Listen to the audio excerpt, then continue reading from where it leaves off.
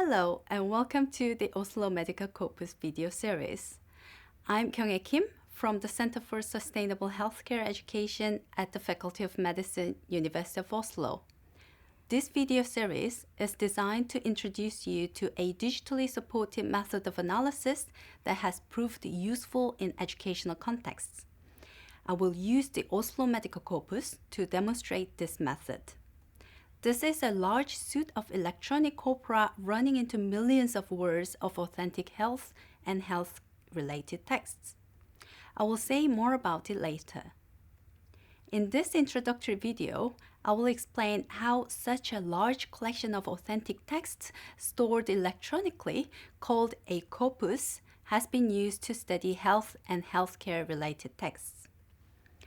Back in 1993, Nicholas Fox said that illness cannot be just illness because human culture is constituted in language, and the language we use plays as large a role as clinical expertise and scientific knowledge in guiding our interpretation of what is going on, including what is going on in relation to health issues. One of the cases mentioned in John Strauss' study of people with mental illness, for example, showed that the worst year for a young man with schizophrenia was actually the time when all the evaluations in the hospital suggested that he was fine. It was a turning point for this scholar to recognize that we need to consider the power of a person's story, the individual's experience within a temporal context, especially when dealing with mental disorder, which is often revealed in the use of language. This view has been embraced by several scholars, including Glenn Rovers, who stresses the need to consider narratives in evidence-based medicine, explaining that science and narrative, the quantitative and qualitative, are not competitors, but represent a complementary duality. This reminds us that narrative medicine is a major strand of modern medicine, and it clearly requires engaging with language.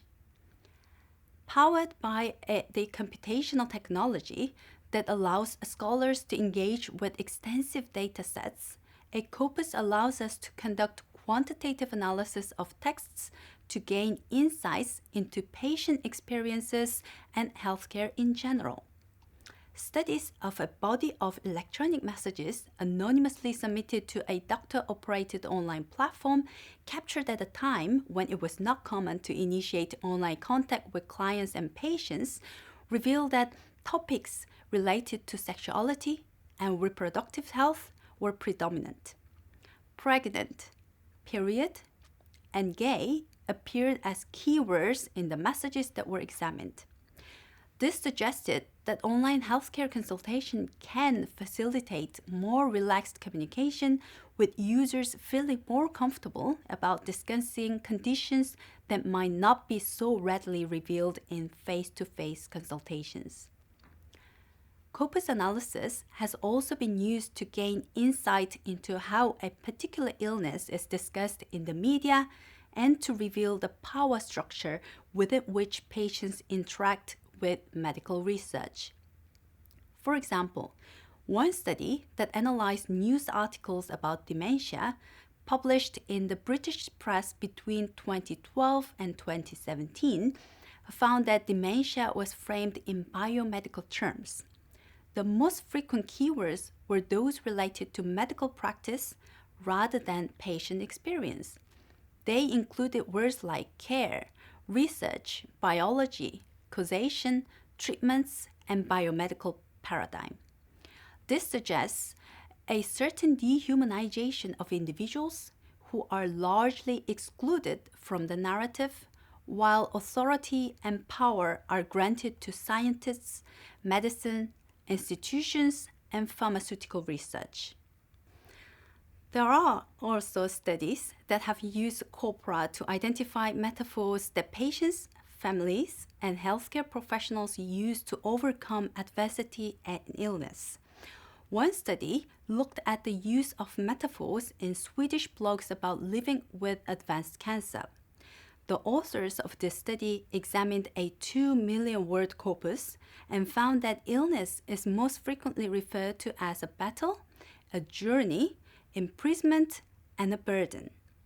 This was confirmed in other studies, also based on corpus analysis, which found that battle and journey are the two most common metaphors that patients, family carers, and healthcare professionals use in talking about cancer, but that the metaphor of illness as a battle is likely to make cancer patients feel guilty if they do not recover, while the metaphor of illness as a journey is more likely to allow a patient to come to terms with their situation. Such findings offer health professionals insights into the consequences of using certain metaphors in their communication with patients. Another use of corpus analysis in healthcare education is that it can help teachers redesign their curricula. One study examined 62,794 health advice-seeking emails sent to a UK-based adolescents' health advice website and found that AIDS was frequently mentioned without any reference to HIV, which suggests that adolescents may mistakenly believe they can be at risk of AIDS, but not HIV. Adolescents also tended to use the verb catch in relation to AIDS, and we know that organizations like UNESCO continually warn against its use because it helps to reproduce a certain myth. According to UNESCO, catch implies specific notions of agency on the part of subjects in the sense that it is within their power to prevent infection. As we can see in the studies I talked about in this short introduction, examining a large corpus of authentic language used in healthcare settings can give us important insight into different aspects of public and global health and a better understanding of various discourses related to healthcare.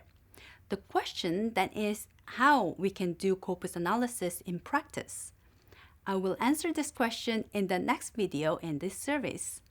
In the meantime, you can learn more about the Oslo Medical Corpus by visiting our website.